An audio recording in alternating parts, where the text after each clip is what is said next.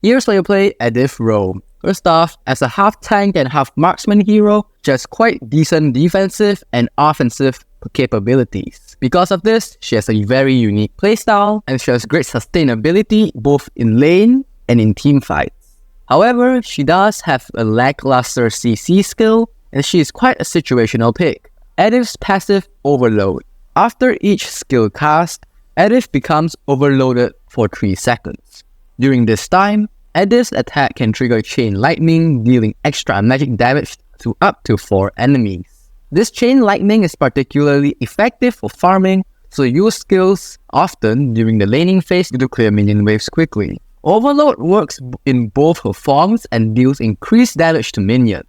While overloaded, Edith can continuously trigger Chain Lightning, but it's not advisable to build attack speed items on her. And there's skill 1 in tank form Shatter. After a 0.75 second delay, Edith controls a suit to launch an earth-shattering blow in a designated direction, dealing physical damage to enemies hit and knocking them airborne.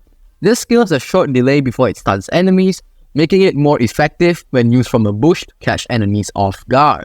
Earth Shatter won't be interrupted by regular control effects, except for suppression. You can also cast Flicker during the delay to extend the stun range, which is useful for surprising enemies. Practice this combo against AI targets to master it before utilizing it in a real match.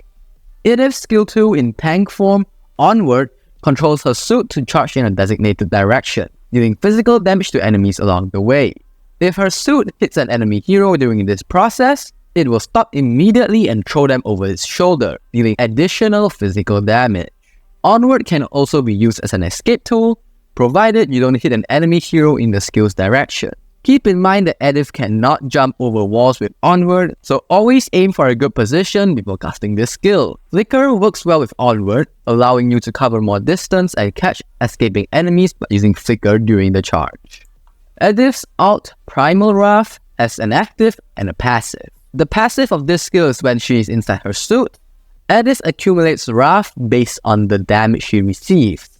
Her active allows Edith to eject herself from her suit, knocking back nearby enemies and gaining a shield. She then dashes forward and takes flight, allowing her to perform ranged basic attacks that deal magic damage.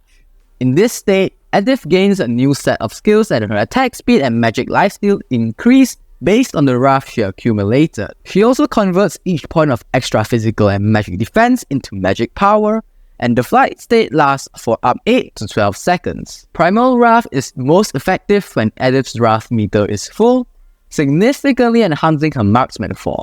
Make sure you use her ultimate frequently to maximize damage output, but don't hesitate to activate it early if needed. All defensive attributes convert it into magic damage during the ultimate, making a full tank build is indeed viable for Edith. Edith's skill 1 in her ult casts Divine Retribution on a designated area, periodically dealing magic damage to enemies hit and magic damage to enemies in the area within the next few seconds. Cast Divine Retribution on stunned or immobilized enemies to maximize the skill's damage output, and multiple enemies can be affected during the second phase of Divine Retribution, including minions and jungle creeps.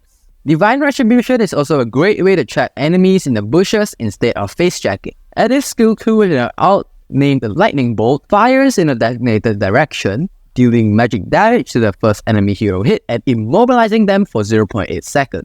Lightning Bolt does not affect minions or jungle creeps and cannot immobilize multiple enemies. For an effective combo, cast Lightning Bolt first to immobilize the enemy, then follow up with Divine Retribution to maximize damage output.